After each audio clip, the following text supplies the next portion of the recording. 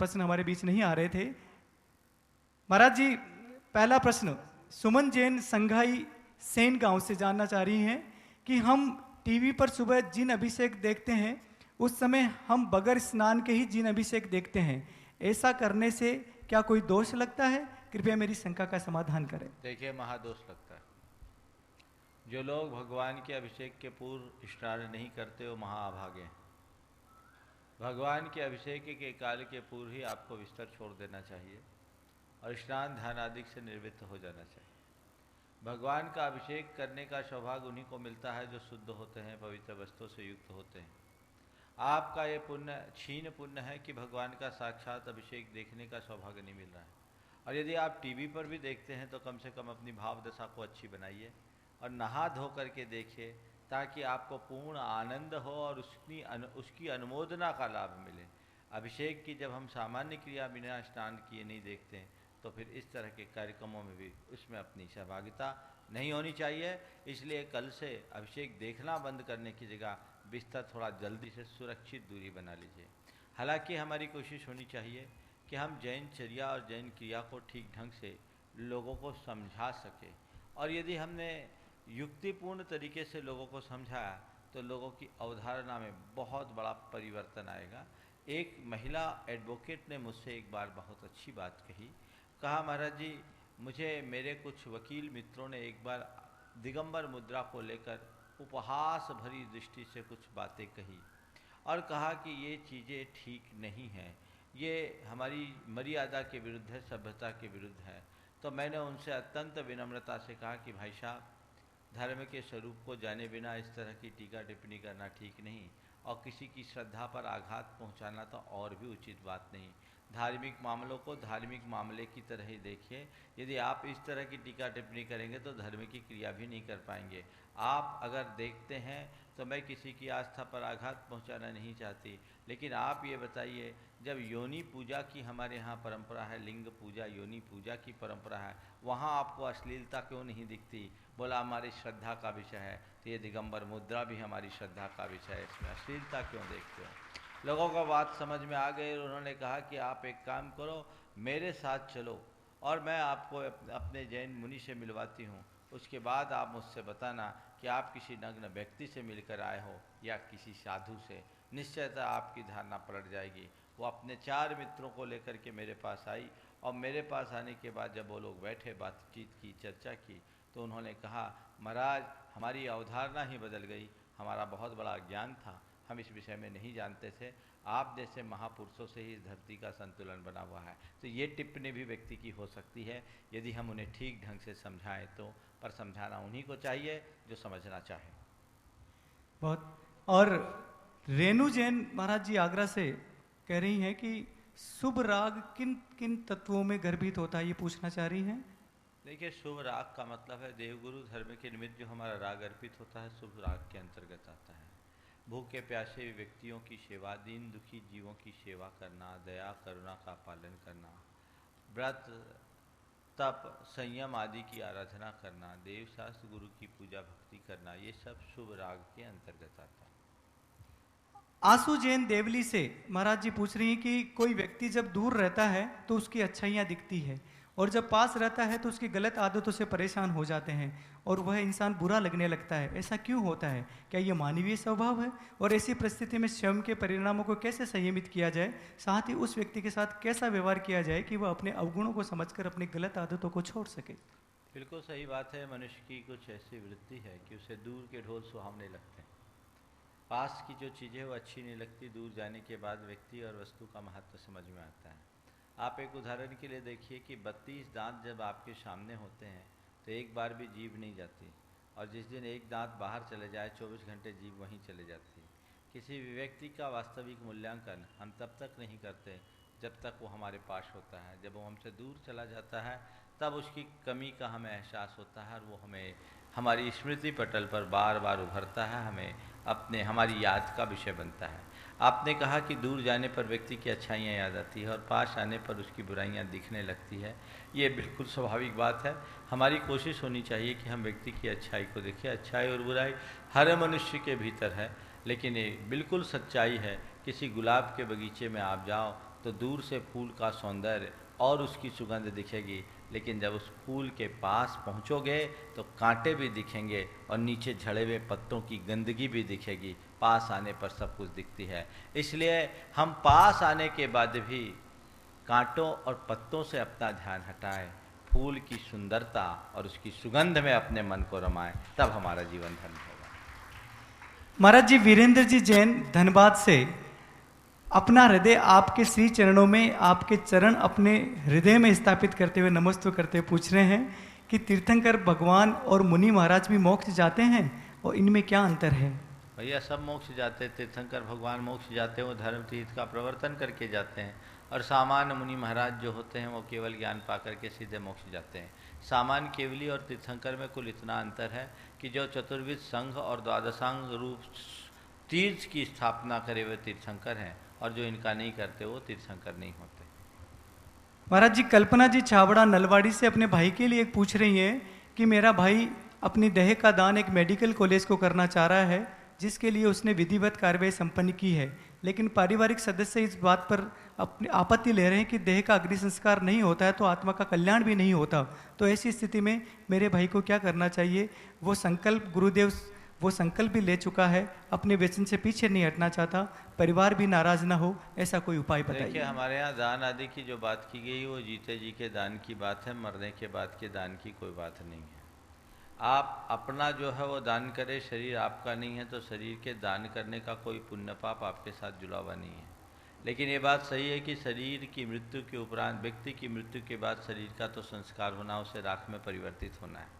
हमारे यहाँ ऐसा एक वर्तमान में परंपरा है कि राख शरीर को चिता में जला देते हैं, लेकिन ये कोई एक सार्वकालिक प्रक्रिया नहीं है।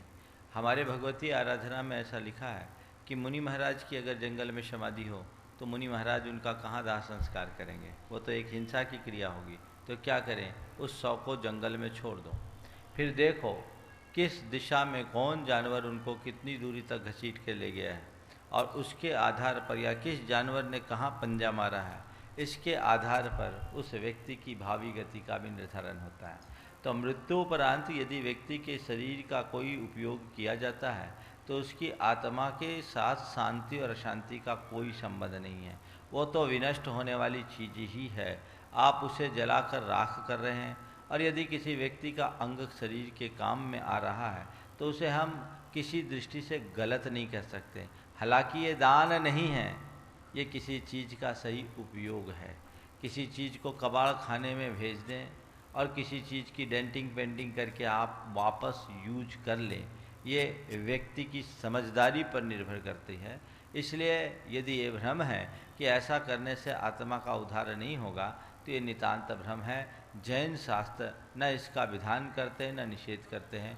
मृत्यु के उपरांत आप शरीर की कोई भी क्रिया करें, उससे आपकी आत्मा का कोई संबंध नहीं है। आत्मा को तो जहाँ जाना था वो चले गया, इसलिए ज़्यादा सोचने की ज़रूरत नहीं।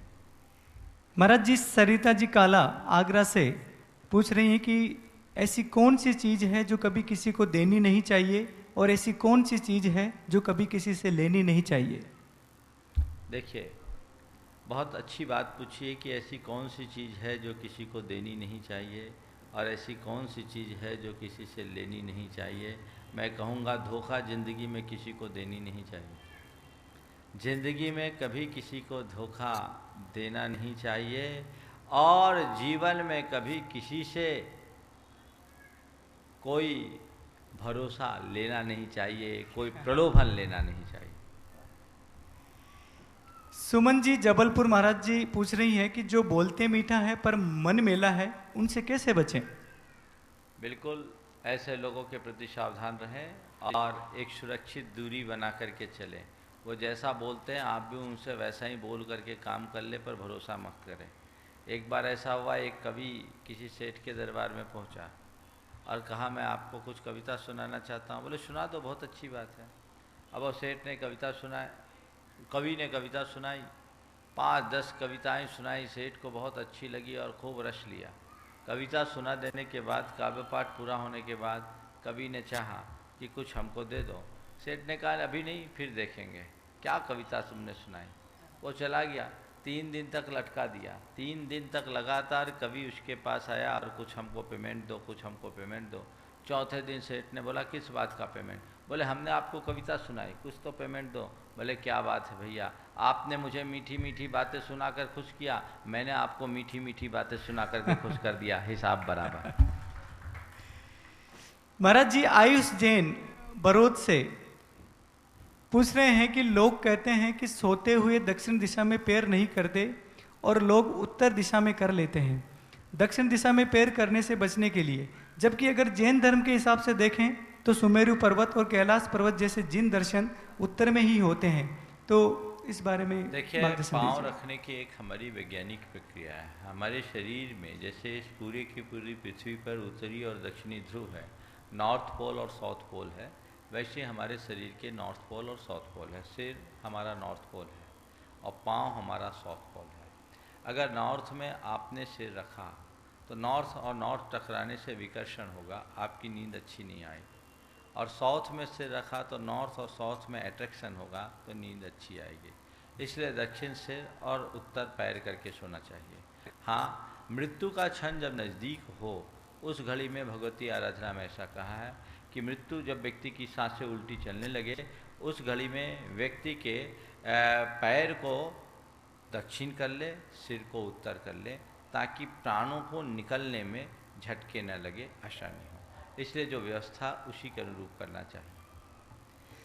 महाराज जी और जहाँ तक मेरू पर्वत और कैलाश पर्वत की बात है, उस तरफ पैर लग रहा, आप ये मत देखिए, आप थोड़ा पॉजिटिव सोचिए कि मैं कितना सौभाग्यशाली, उठूंगा मेरा मुंह उत्तर की ओर होगा, मुझे मेरू पर्वत की याद आएगी, मुझे कैलाश पर्वत के दर्शन के भाव आएंगे, ये मेरे जीवन को ऊंचा उठाए।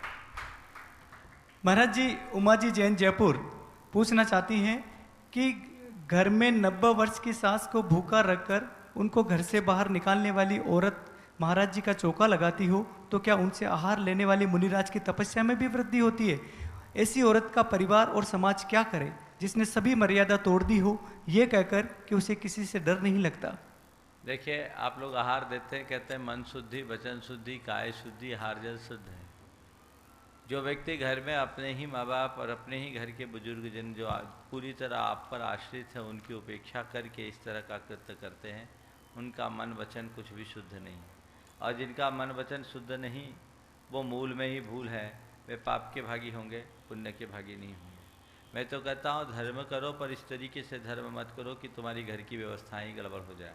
अगर आपने 90 वर्ष की बुजुर्ग सास को घर से बाहर निकाला है तो इससे बड़ा कुकृत्य और क्या होगा? ये तो अमानवीय कृत्य है। और हमारे यहाँ का सुकुल श्रावक तने घर आसन को, सुकुल श्रावक वो होता है जो संस्कारवान संवेदनशील श्रावक होता है। तो यदि कोई सुकुल श्रावक है तो कभी ऐसा करेगा ही नहीं, और जो ऐसा करता है वो सुकुल श्रावक नहीं। जो सुकुल श्रावक नहीं वो साधु को आहार दान देने का योग्य नहीं, वो दान देने का पात्र नहीं। इसलिए ऐसे व्यक्ति को दान ही नहीं देना चाहिए, और अपात्रता के साथ दान देने वाले का कल्याण नहीं होगा। और निश्चित रूप से अगर ऐसे संक्लिष्ट भावों के साथ दान दे तो वो साधु की तपस्या में भी बाधक बन सकती है। रहा सवाल समाज का, तो आज हमारी समाज तो बिल्कुल तटस्थ हो जाती है। चाहिए कि ऐसे लोगों को समझाए और ये कहे कि पहले आप अपने घर की जिम्मेदारियों का पालन करें और तब कहीं जाकर आगे आएँ। लेकिन कई बार एक तरफा बात नहीं होती, कई जगह ऐसा भी देखने में आया है कि घर के बड़े बुजुर्ग खुद उन्हें प्रोत्साहित करके भेजते हैं या अपेक्षाएं नहीं रखते हैं, आप वो कहते हैं आप उधर जाएं, तो ये एक अलग बात है। हमें व्यवस्थाएं बना करके चलनी चाहिए, उपेक्षा कभी नहीं करनी चाहिए। महाराज जी शांति कुमार जी सोगानी जापान टोक्यो से पूछ रहे हैं कि जैन मुनि बहुत ही कठिन तपस्या करते हैं और जैन श्रावक उनकी अनुमोदना करते हुए उनकी सेवा करते हैं, तो क्या मुनिराज की तपस्या का पुण्य का कुछ अंश हम श्रावकों को भी मिलता है? देखिए, मुनिराज की तपस्या की सेवा और उनकी अनुमोदना करने से आपको पुण्य मिलता है या नहीं मिलता, ये दूसरी बात है, पर उनके सानिध्य में रहने से जीवन पुण्य बन जाता है, ये पहली बात। जीवन पुण्य बना यानी जीवन में पवित्रता आ गई, और मैं तो मानता हूँ जिनके जीवन में पवित्रता है वही पुण्य के अधिकारी हैं। अपवित्र हृदय में पुण्य संचित नहीं होता। इसलिए साधु संतों का समागम पुण्य पाने के लोभ में मत करो, साधु संतों का समागम जीवन को पुण्यमय बनाने के लोभ में करो। महाराज जी, अमित जी जैन दिल्ली से पूछ रहे हैं कि जिनेंद्र भगवान का अभिषेक करने की सही वेशभूषा क्या है? क्या बिना लांग लगाए धोती बांधकर भी अभिषेक कर सकते हैं? क्या दुपट्टे के ऊपर से बनियान पहनकर भी अभिषेक कर सकते हैं? क्या एक ही छन्ने से वेदी में विराजमान सभी भगवानों का अभिषेक बार बार कर सकते हैं? अभिषेक के लिए वेदी से बाहर विराजित प्रतिमा कितनी देर तक रख सकते हैं? देखिए, हमारे यहाँ अभिषेक आदि की जो एक व्यवस्था थी, कहते थे बिना कटे वस्त्र से अभिषेक करो, अच्छिन्न अखंड वस्त्र से। तो पुराने समय में लोग इसका ध्यान रखते थे, धोती और दुपट्टा रखते थे और उसे इस तरीके से पहनते थे कि व्यक्ति का संपूर्ण शरीर व्यवस्थित तरीके से आच्छादित हो जाए, सिर से लेकर पैर तक सब ढक जाए। ये एक क्रिया होती थी। आजकल लोगों की थोड़ी सी लाइफ स्टाइल बदल गई, धोती पहनने की आदत छूट गई। अब तो अच्छे अच्छे लोग भी पैंट शर्ट में आ गए। बुढ़ापे में पहले बुजुर्ग लोग धोती पहनते थे, अब धोती गोल हो गई केवल भगवान के मंदिर में। तो आपने एक तरकीब निकाल ली, रेडीमेड धोती। अब रेडीमेड धोती पहनना है तो अंडरगारमेंट भी आपको पहनना पड़ता है, बनियान भी पहनना पड़ता है। तो ये एक प्रकार से कटे हुए वस्त्र पहनना छिन्न माना जाता है। हालांकि ऐसा कोई हार्ड एंड फास्ट रूल नहीं है। अगर किसी की स्थिति अनुकूल नहीं है तो वैसे वस्त्र पहन सकते हैं, लेकिन उत्तम तो अखंड वस्त्रों का पहनना ही है। भगवान को जिस छन्ने से आप भगवान का प्रक्षालन करते हैं, वेदी और परिकर का उससे प्रक्षालन न करें। वेदी और परिकर के प्रक्षालन के लिए अलग वस्त्र रखना चाहिए और भगवान के परिमार्जन के लिए अलग वस्त्र। मैं तो कहता हूँ जितनी जिन प्रतिमाएँ हैं सबके अलग अलग छन्ने होने चाहिए। और सबसे उत्तम है जब आप फलालेन के कपड़े से भगवान का प्रक्षालन करो। आप ये बताओ, किसी दूसरे के द्वारा पोंछे गए गमछे से अपना शरीर अंगोछना पसंद करते हो क्या? हाँ, तो भगवान के समय क्यों भूल जाते हो? एक ही छन्ना से सबको, ये आपकी एक प्रकार की अज्ञानता है, क्रिया की शिथिलता है। अपनी इस प्रकार की शिथिलता को दूर करना चाहिए और उसी अनुरूप आगे बढ़ाना चाहिए। सुरभि जी जैन अकलेरा से महाराज जी कह रही हैं कि मैंने सिद्ध शिला के बारे में पढ़ा कि तिल भर भी जगह नहीं, तुष मात्र बड़ा नहीं। महाराज श्री, ये कैसे संभव होता है? सिद्धात्मा वहाँ कैसे तिष्ठित होती हैं? कृपया मार्गदर्शन करें। तिल मात्र भी जगह नहीं, तुष मात्र बड़ा नहीं, बड़ा नहीं। हाँ। देखिए, सिद्धशिला में तिल मात्र भी जगह नहीं आदि की जो बातें की जाती है, ये हम सब की बोलचाल की भाषा है। सिद्धशिला 45 लाख योजन की है, उतना ही बड़ा सिद्ध क्षेत्र है और उसमें हमारे जो सिद्धात्मा हो अनंत हैं और जितने आएंगे वे भी उसमें समाने की योग्यता रखते हैं। उसकी वजह यह है कि वे अमूर्त हैं और अमूर्त द्रव्यों का आपस में समागम होने में किसी प्रकार की दिक्कत नहीं होती। जैसे यहाँ एक लाइट जल रही है और यहाँ 1000 लाइट और जला दी जाए तो सारा प्रकाश यहाँ समाहित हो जाएगा। इसी प्रकार आज अनंत सिद्ध वहाँ है और अनंत सिद्ध वहाँ और आ जाएंगे तो वो भी समाहित हो जाएंगे। जहाँ तक सिद्ध क्षेत्र में अन्य जीवों की बात है तो निगोदिया जीव संपूर्ण लोक में ठसाठस भरे हुए हैं। ऐसा कोई स्थान नहीं लोक का जो जीव विरहित है, लेकिन वे सब अपनी अपनी आयु और अपनी अपनी पर्याय की योग्यता के अनुरूप जीते हैं, मरते हैं, एक जगह से दूसरे जगह विचरण करते हैं। सिद्धों के साथ एक क्षेत्रावगाह संबंध होने के बाद भी वो सिद्धों से कुछ नहीं पा पाते, क्योंकि इनकी अलग सत्ता है और उनकी अलग सत्ता है। महाराज जी, पुष्पेंद्र जी सागर से जानना चाह रहे हैं कि श्री जी भगवान की प्रतिमा पर सूर्य की किरणों का आना क्या श्री जी पर उपसर्ग है? हालांकि ये कुछ समय के लिए ही आती है और प्रतिमाएं मंदिर के समूह शरण में विराजमान है। ऐसा किसने कह दिया उपसर्ग है? ये तो कोई उपसर्ग जैसी बात नहीं। प्रतिमाओं का पढ़ना और अच्छी बात है, और सूर्य किरणें अगर गर्भगृह में आती है तो निश्चित वहाँ की पॉजिटिव एनर्जी में वृद्धि होती है। महाराज जी, ऑनलाइन प्रश्नों को यही विराम दे रहे हैं और अब ऑफलाइन प्रश्न जो हमारे बीच यहाँ साक्षात विराजमान है उन लोगों से प्रश्न तैयार रहेंगे। मैं नाम पुकार रहा हूँ। श्रीमान मोहनलाल जी गंगवाल गुवाहाटी आ जाएं पहले प्रश्न को लेकर। उसके पश्चात श्रीमती हीरा देवी जी गंगवाल, श्रीमती सुलोचना देवी जी जैन जयपुर तैयार रहेंगे। पहले प्रश्न के रूप में श्रीमान मोहनलाल जी गंगवाल गुवाहाटी शीघ्रता करें। तैयार रहेंगे हीरा देवी जी गंगवाल और सुलोचना देवी जी जैन। नमोस्तु गुरुवर। हे गुरुवर, उचामन आने के बाद 3 दिनों से क्रोध, अहंकार और ईर्ष्या की बुराइयों के कारण और निराकरण के बारे में विस्तार से आपने समझाया। मेरा प्रश्न ये है कि अगर कोई ईर्ष्या की आग में बुरी तरह झुलस रहा हो और सामने वालों को मुख से अपशब्द निकालता ही रहे तो उसका प्रतिकार किस तरह करना चाहिए फिर? मैंने अपने सुबह के प्रवचन में कहा था, शायद आपने उस पर ध्यान नहीं दिया। अगर सामने वाला तुम्हारे प्रति ज़्यादा ईर्ष्यावान बने तो तुम उसके प्रति उतना ही उदार बन जाओ। वो अपशब्द, निंदापरक वचन या गालियाँ देता है, तुम उसको चुपचाप सुन लो, उसके साथ उलझो मत, उसके प्रति उतना ही विनम्र व्यवहार करो। आज नहीं कल उसका हृदय बदलेगा। और यदि ऐसा संभव नहीं है तो उसके प्रति तटस्थ हो जाओ। ये सोचो वो बोल रहा है, उसको बोलने दो। मैंने कभी उसको बोला होगा, मैंने कभी उसके साथ ऐसा बदसलूक किया होगा, उसका परिणाम आज मुझे देखने को मिल रहा है। आज वो करेगा, कल वो खुद भोगेगा। नमस्ते गुरु। आ जाए श्रीमती हीरा देवी जी गंगवाल। नमस्ते। हे गुरुवर, धर्म में और गुरु के प्रति रुचि भी है और जिम्मेदारी भी प्राय प्राय पूरी हो चुकी है, परंतु मोह की श्रृंखला कम नहीं हो रही है, अतः क्या करें? बस धर्म रुचि बढ़ गई, गुरु का समागम बढ़ाओ। मोह को कम करने का सीधा उपाय है। एक बार गुरुदेव से मैंने पूछा, गुरुदेव अपने मोह के शमन के लिए लोगों को क्या करना चाहिए? उन्होंने एक पंक्ति में कहा, जिन्होंने मोह को जीतने का मार्ग पकड़ लिया है उनके पीछे लग जाना चाहिए।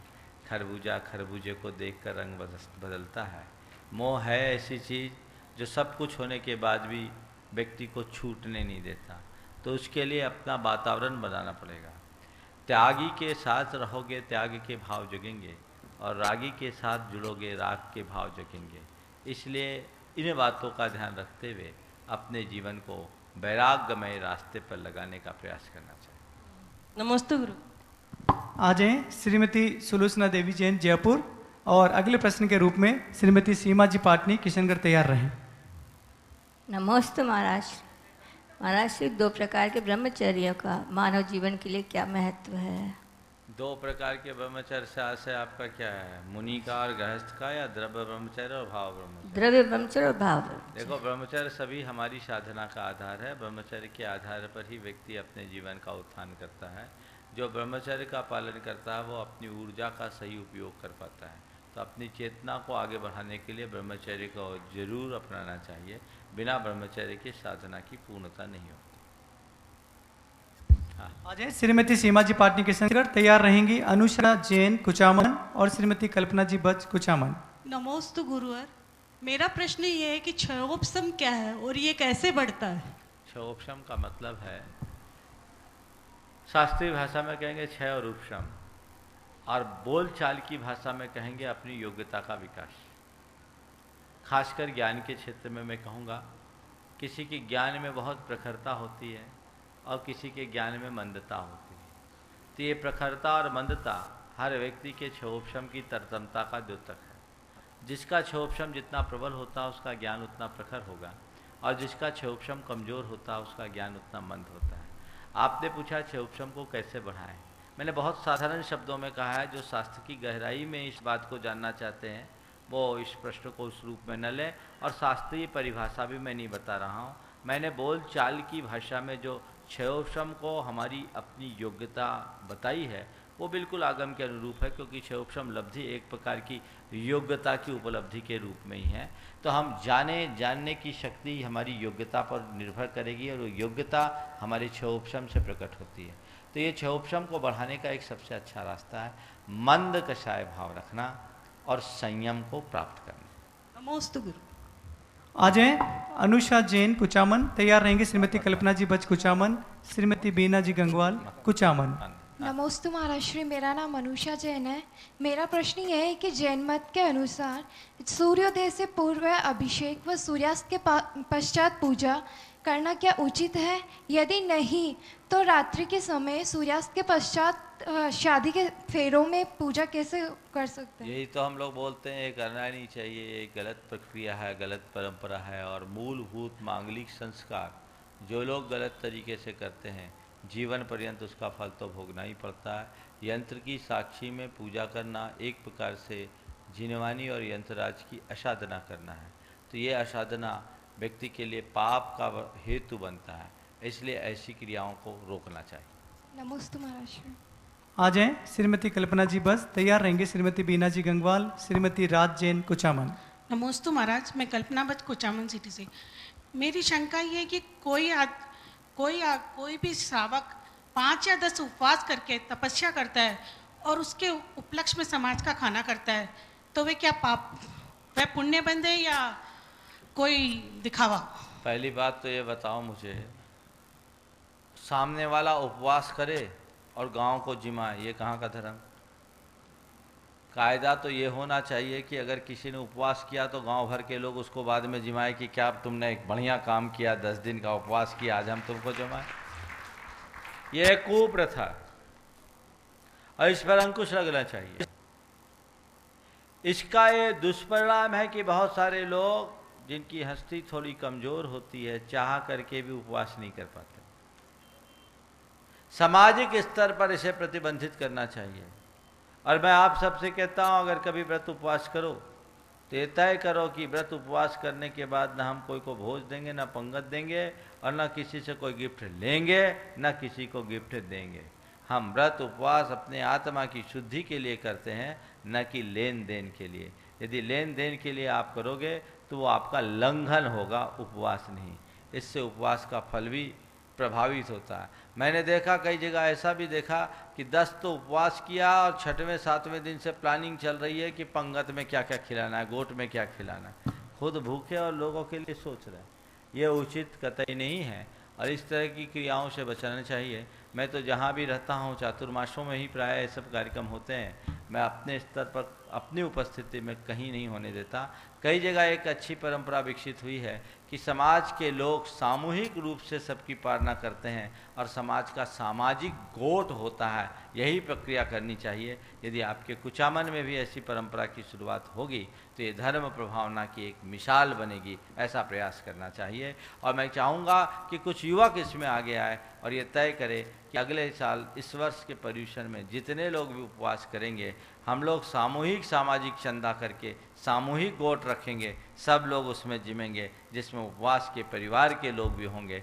वो अगर उसमें देंगे तो केवल समाज के एक सदस्य की हैसियत से देंगे, उपवास करने वालों की हैसियत से नहीं। तो एक बहुत अच्छा संदेश जाएगा। आ जाएं श्रीमती बीना जी गंगवाल कुचामन, तैयार रहेंगे श्रीमती राज जी जैन कुचामन। नमस्ते गुरुदेव। गुरुदेव कहते हैं जो पद पे रहता है वो एक दिन भूतपूर्व हो जाता है, और जो पद से मुख मोड़ लेता है वो हमेशा अभूतपूर्व रहता है। फिर समाज में और देश में पद के लिए इतना झगड़ा क्यों? और जो एक बार पद पे आ जाता है वो जीवन भर समझता है मेरे को वहीं रहना है, और उसकी आने वाली पीढ़ी भी उस पद के लिए तैयार रहती है, भले उसमें एबिलिटी हो चाहे नहीं हो। तो ऐसे लोगों की मनोवृत्ति कैसे परिवर्तन हो? कुछ संदेश। बात ऐसी है कि लोग भूतपूर्व बनना पसंद नहीं करते हैं और अभूतपूर्व बनने की योग्यता नहीं रखते, इसलिए वो पदों से चिपके रहते हैं।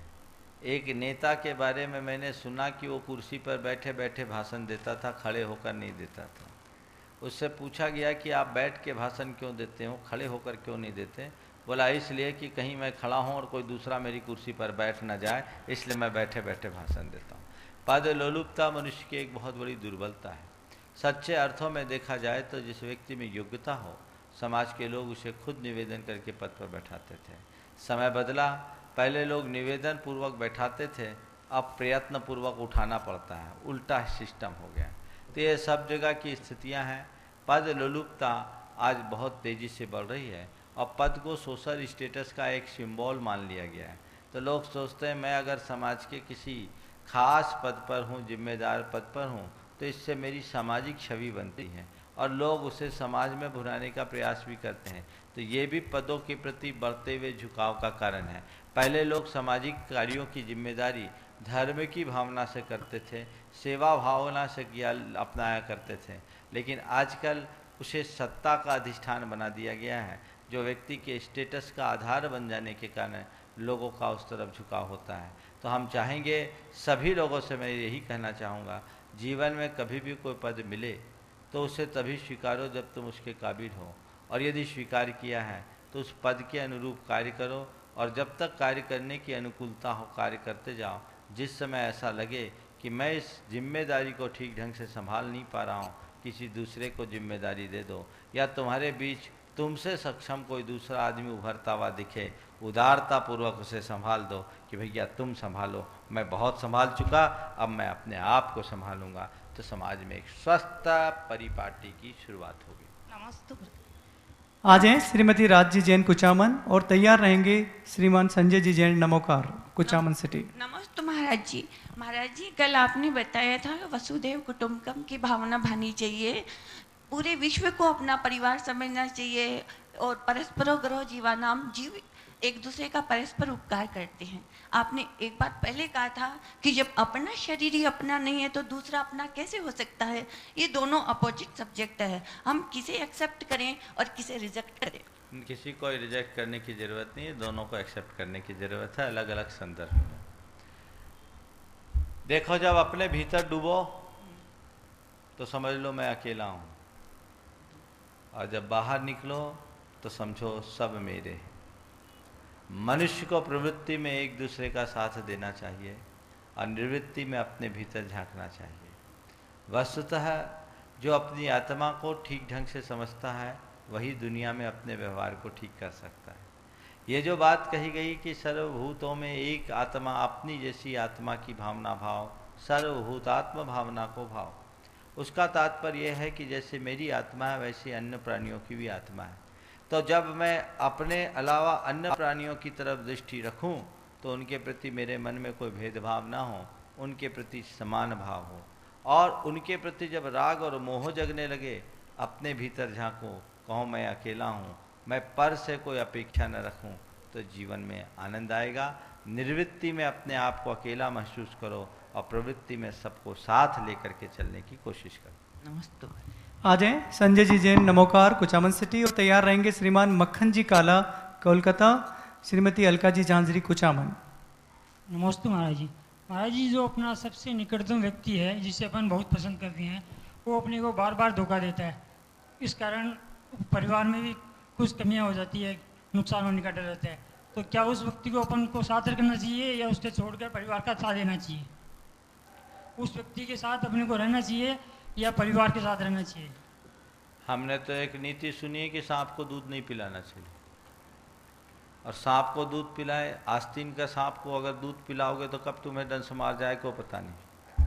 अगर कोई निकटतम व्यक्ति बार बार धोखा दे रहा है और तुम्हें अनुभव है कि इस धोखे से हमें भारी नुकसान हो रहा है, एक बार, दो बार, तीन बार सामने वाले के साथ उसे सुधरने का अवसर दो, और वो सुधर जाए तो अच्छी बात है, नहीं सुधरे तो अपनी राह सुधार लो, नहीं तो कहीं के नहीं रहो।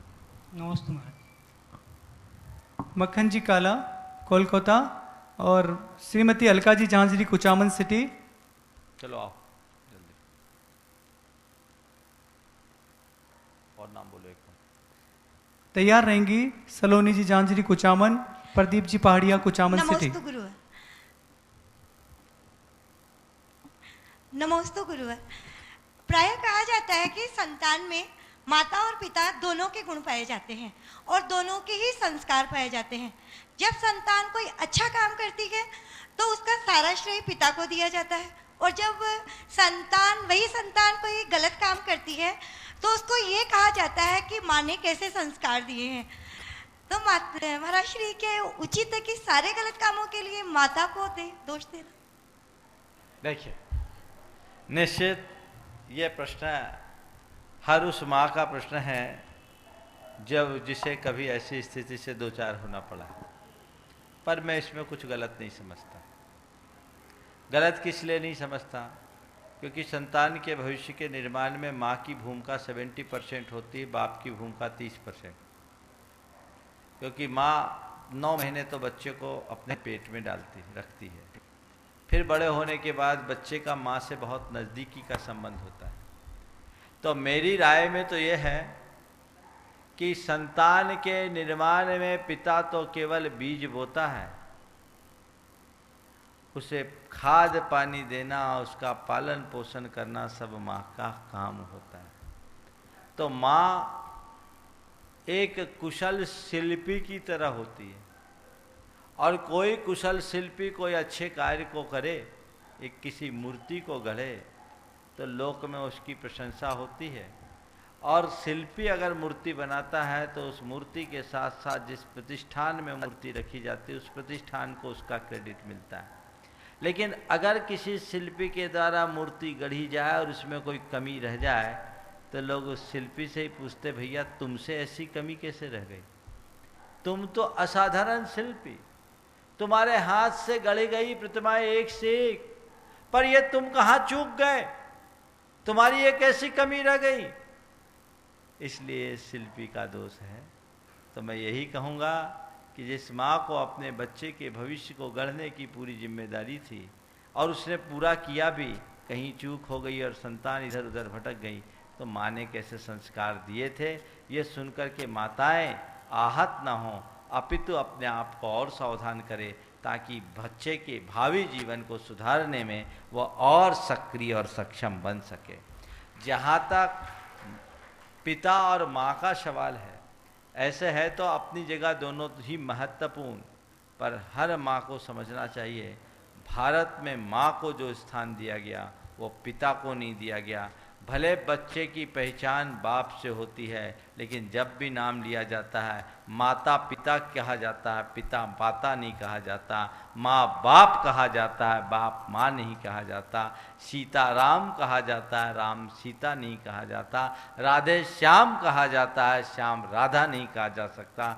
माताओं के लिए इससे बड़ा गौरव और कहाँ मिलेगा, और ये केवल भारत में मिलेगा।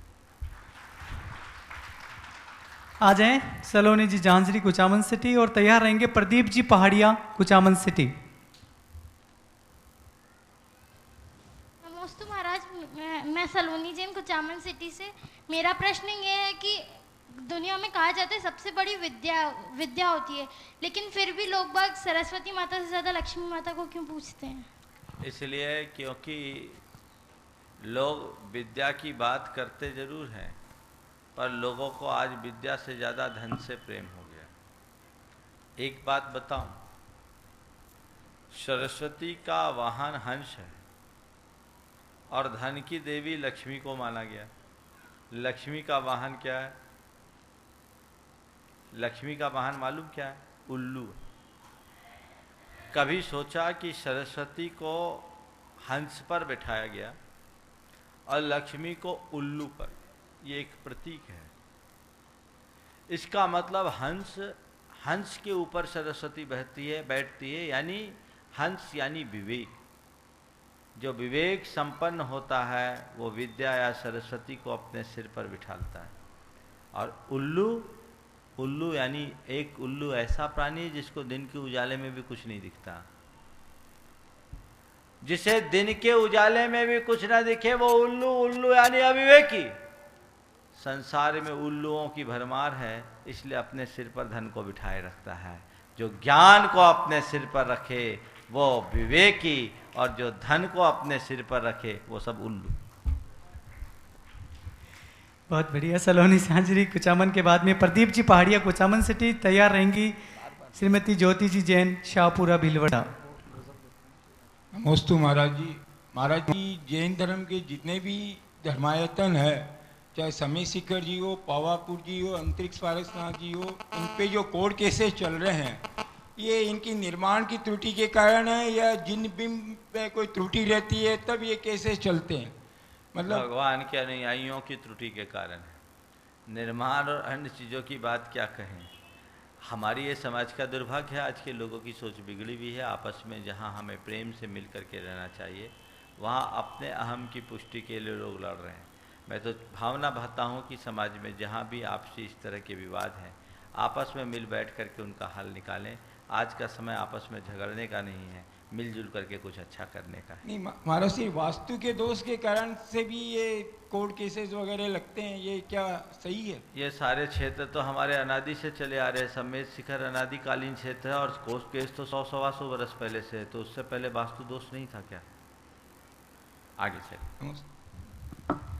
आ जाएं श्रीमती ज्योति जैन शाहपुरा, और तैयार रहेंगी ऊषा जी झांझरी कुचामन सिटी।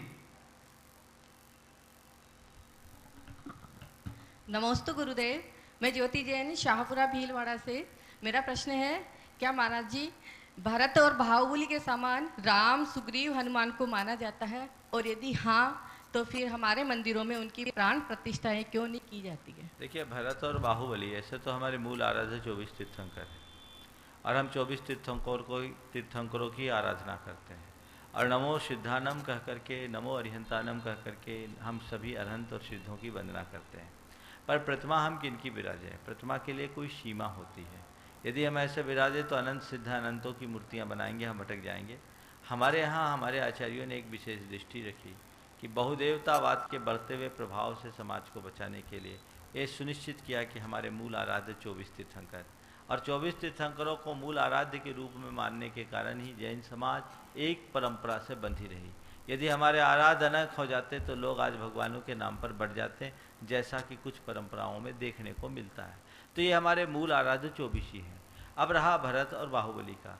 चूँकि बाहुबली ने एक बड़ी तपस्या की, लंबी तपस्या की, महापुरुष थे, तो उनकी तपस्या को दर्शाने के लिए बाहुबली की प्रतिमाएं स्थापित हुई और फिर भरत के नाम से इस देश का नाम भारत पड़ा, तो इसलिए भरत और बाहुबली की प्रतिमाएं स्थापित हुई।